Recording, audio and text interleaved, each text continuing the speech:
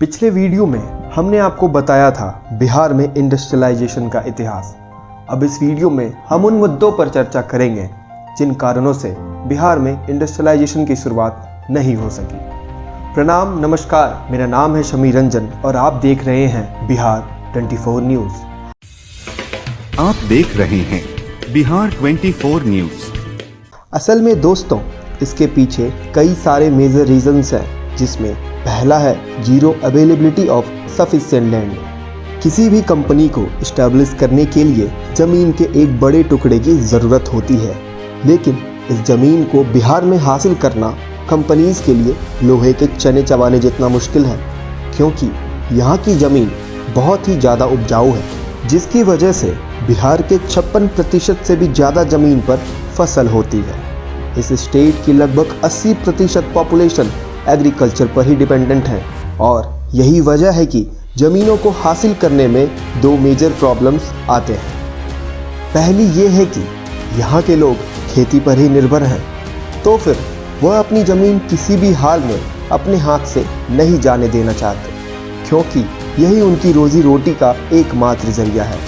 दूसरा रीज़न ये है कि यहाँ आमतौर पर लोगों के पास ज़मीन के छोटे छोटे टुकड़े होते हैं, लेकिन फैक्ट्री लगाने के लिए क्योंकि एक बड़ा एरिया चाहिए, जैसे अगर कोई कंपनी यहाँ ज़मीन लेना चाहे तो उसे एक तो नहीं बल्कि बहुत सारी लोगों से बात करके ज़मीन को बेचने के लिए एग्री करना पड़ता है। अब अगर गवर्नमेंट भी किसी कंपनी को ज़मीन देना चाहे तो उसके लिए भी ये बहुत उलझा हुआ और मुश्किल काम हो जाता है, क्योंकि यहाँ 5 हेक्टेयर ज़मीन पाने के लिए भी 20 से 30 अलग अलग लोगों से बातें करनी पड़ सकती है। यानी कि बिहार के लोगों से उनकी ज़मीन लेना एक बहुत ही टाइम टेकिंग प्रोसेस बन जाता है और इसमें कई तरह की परेशानियां झेलनी पड़ती है। बिहार में इंडस्ट्रीज़ के एंटर ना होने का इकोनॉमिस्ट जो सेकंड रीज़न देते हैं वो है बैड बिजनेस हिस्ट्री। बिहार कुछ साल पहले तक चीनी और चावल का बहुत बड़ा उत्पादक था, लेकिन आज इस स्टेट के 3000 राइस मिल्स में से 2000 तो बंद ही हो चुके हैं और दोस्तों कुछ इसी तरह से 33 राइस मिल्स में से 18 पर तो ताले ही लग चुके हैं। यही वजह है कि 1960 में देश का 40% शुगर अकेले बिहार प्रोड्यूस करता था, जो अब घटकर केवल 2% ही रह गया है। अब इन राइस मिल्स के बंद होने के पीछे की वजह थी करोड़ों का घोटाला और इल्लीगल वसूली।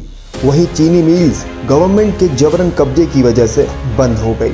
एग्जाम्पल के लिए 1952 में कई किसानों ने अपनी ज़मीन एक प्राइवेट कंपनी को दे दी, जिसके बाद वारिसलीगंज चीनी मिल इस्टेब्लिश हुआ। 1976 में चीनी के रिकॉर्ड प्रोडक्शन की वजह से सेंट्रल गवर्नमेंट ने इसे गोल्ड मेडल से भी सम्मानित किया था, लेकिन 1977 में बिहार स्टेट शुगर कॉरपोरेशन ने इस मिल को अपने कब्जे में ले लिया और इसे अगले 16 सालों तक बहुत ही अव्यवस्थित ढंग से चलाया, जिसकी वजह से आखिरकार 1993 में इसे बंद कर दिया गया। इसके अलावा 1974 में सहरसा के बैजनाथपुर के पेपर मिल की भी शुरुआत हुई थी, जिसका गोल डेली 5 टन पेपर बनाने का था, लेकिन फंड्स की कमी की वजह से यह मिल भी 1987 में बंद हो गई। ये फैक्ट्री 50 एकड़ ज़मीन पर बनी थी, जहां पहले गरीब किसान खेती करके अपना पेट भरते थे, यानी कि उनके हाथ में ज़मीन भी चली गई और मिल भी नहीं रही। आपको जानकर हैरानी होगी कि स्कूटर्स इंडिया लिमिटेड ने भी बिहार के फतवा में अपनी फैक्ट्री लगाई थी, जहां विजय सुपर स्कूटर बना करता था। इसके अलावा पटना से महज 80 किलोमीटर दूर मधेपुरा में मॉडर्न चॉकलेट की कंपनी थी और कई सारे बनियान बनाने वाले कारखाने भी। साथ ही बिहार वेजिटेबल ऑयल, सीमेंट और केमिकल बनाने वाले भी काफ़ी फेमस था, लेकिन धीरे धीरे इन सभी इंडस्ट्रीज़ पर ग्रहण लगता चला गया और बिहार ने अपनी खराब व्यवस्था की वजह से अपने इन अनमोल रत्नों को ही खो दिया। अब दोस्तों, बिहार सरकार इंडस्ट्रीज़ को इनवाइट करने के लिए कई सारी नई नई पॉलिसीज़ तो बनाती है, लेकिन जब उनको इम्प्लीमेंट करने की बारी आती है तो फिर कंपनीज़ को निराशा के अलावा और कुछ नहीं हाथ लगता। 2015 में नीतीश सरकार ने एक पॉलिसी की शुरुआत की थी, जिसे पोस्ट प्रोडक्शन पॉलिसी का नाम दिया गया था। इसके तहत पहले ओनर्स को अपनी फैक्ट्री बिहार में इस्टेब्लिश करनी होगी।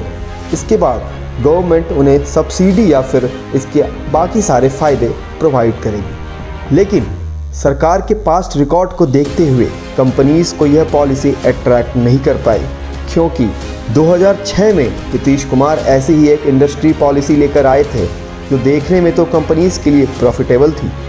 लेकिन इस पॉलिसी के तहत जिन्होंने भी बिहार में अपनी फैक्ट्रीज़ या ऑफिसेस लगाए थे उन्हें पछताने के अलावा कुछ नहीं हाथ लगा।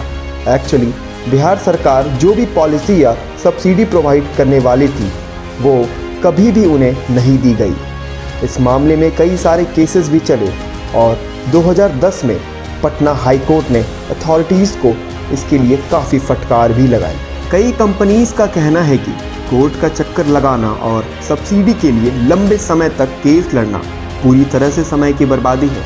इसीलिए जहां की पॉलिसी अच्छी हो वहीं पर जाना ही सही रहेगा।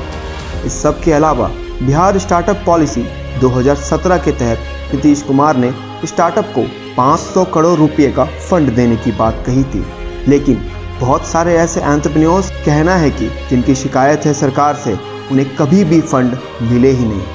अब सब्सिडी मिले या ना मिले, लेकिन इन सभी रीजंस की वजह से बिजनेस ओनर्स को इतना ज़रूर आइडिया हो गया था कि अब जब उन्हें बिहार में इंडस्ट्री लगानी है तो उन्हें गवर्नमेंट की तरफ से कोई भी सपोर्ट नहीं मिलने वाला। इतिहास में झांक कर देखें तो बिहार की राजनीति में जातिवाद जैसा मुद्दा हमेशा से नहीं था, लेकिन जब से आरजेडी के प्रमुख लालू यादव मुख्यमंत्री पद के दावेदार हुए तब से निचली जातियों में उनके लिए खूब क्रेज़ देखने को मिला। और मिलता भी क्यों ना, जब से वो विकास की जगह सिर्फ उन्हें सम्मान दिलाने का वादा कर रहे थे। इस राजनीति का नतीजा ये हुआ कि डेवलपमेंट लोगों के लिए कोई मुद्दा ही नहीं रहा और इंडस्ट्रियलाइजेशन ने दम तोड़ दिया। बिहार में क्राइम बहुत ज़्यादा बढ़ गया, जगह जगह दंगे होने लगे।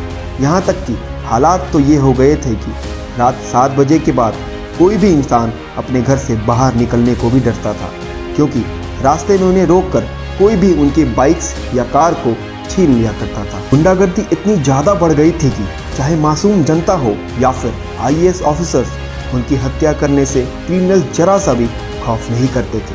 वहाँ सोशल जस्टिस इतनी बड़ी मेजर प्रॉब्लम बन गई थी, तो ऐसे माहौल में कोई भी कंपनी अपनी फैक्ट्री भले ही यहाँ क्यों इस्टेब्लिश करती। हालांकि ये सब बहुत पहले की बात है, जबकि आज खुद राजद के नेता इंडस्ट्रियलाइजेशन को भरपूर सपोर्ट करते दिखाई देते हैं।